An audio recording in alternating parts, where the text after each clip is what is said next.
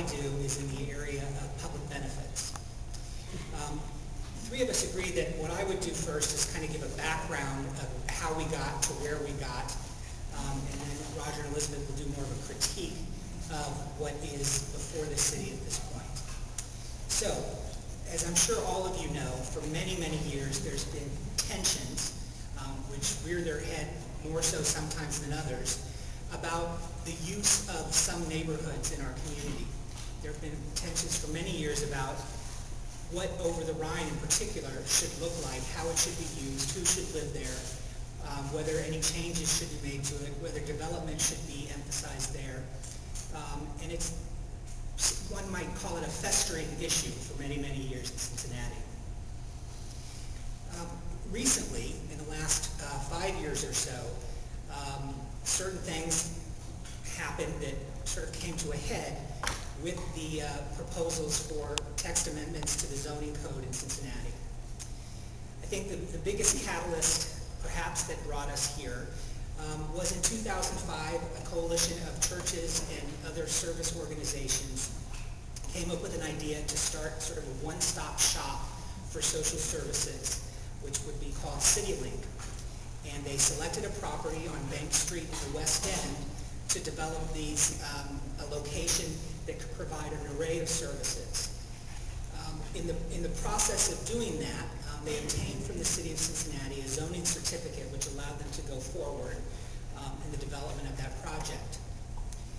Now, the way that the zoning process works, and I'm by no means an expert on that, once a certificate is issued, it is possible to appeal that. If there are any folks who are concerned about the issuance of that certificate, it can be appealed. And that, in fact, did happen when the West End Community Council and others from that neighborhood and other neighborhoods objected to the Zoning Board of Appeals.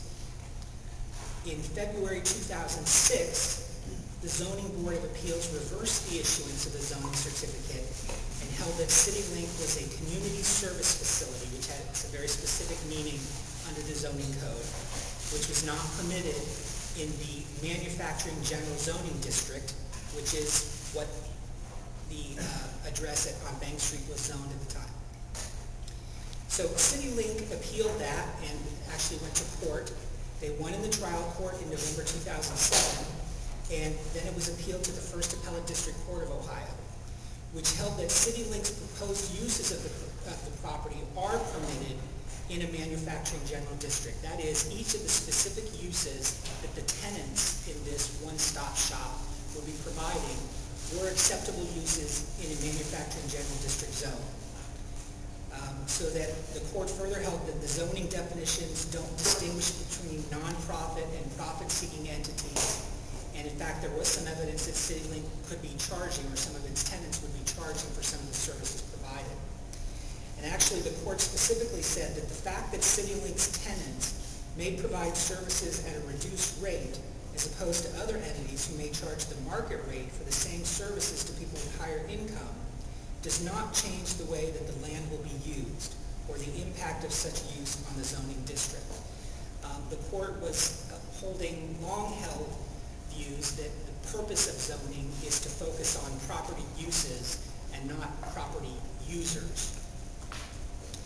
So that was appealed to the Ohio Supreme Court, and in March of 2008, last year, the court decided to not hear the appeal, in effect upholding the decision of the Court of Appeals.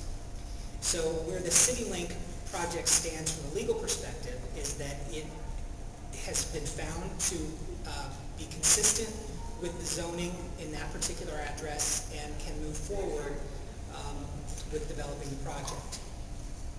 Now, around this same time last year, in April of 2008, Councilmember Bortz and some others recommended zoning changes to City Council. And they also suggested that there be restrictions on the development of human service facilities in neighborhoods that they referred to as being impacted or having a concentration of human service facilities. In an ordinance that was eventually passed on June 25th, 2008, the council, by an 8-to-1 vote, approved a resolution that said, 1, council declares that it is the policy of the city of Cincinnati that social agencies and programming shall not be concentrated in a single geographic area and shall not be located in an area that is deemed impacted, which at this time includes over the Rhine. That language was specifically in the resolution, identifying over the Rhine as either an example of or as the only neighborhood that was considered impacted. Furthermore, the resolution stated that the council directs the city manager to implement such policy and use his authority to the extent permitted by law to carry out the actions required in implementing such policy.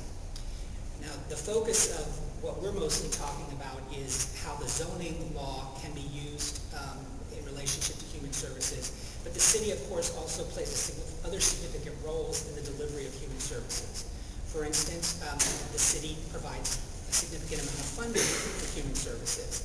And that has also been a long-standing controversy about the city's historical commitment to provide a fixed percentage of its general revenue budget to human services. And of recent years anyway, it has consistently provided less than 1.5% of the budget for that purpose. So that's another way that the city has some control, influence over the way that human services are delivered within the city. So, around the time that this ordinance was passed, there was also the formation of a citizen committee by the planning commission, or the planning department of the city of Cincinnati. And I think it became called the Social Service Committee. And this committee was tasked with several things. It was tasked with coming up with definitions of property uses that reflect what social service agencies are actually doing in our city, what types of services they're providing. And also looking at what are best practices related to human services, and also trying to get at what this term impacted means, because the resolution passed by the city did not define the term impacted.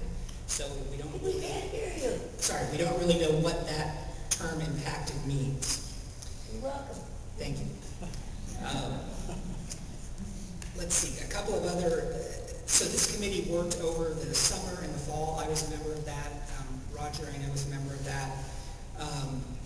And it became pretty clear that there wasn't so much disagreement or controversy over the definitions of different types of uses.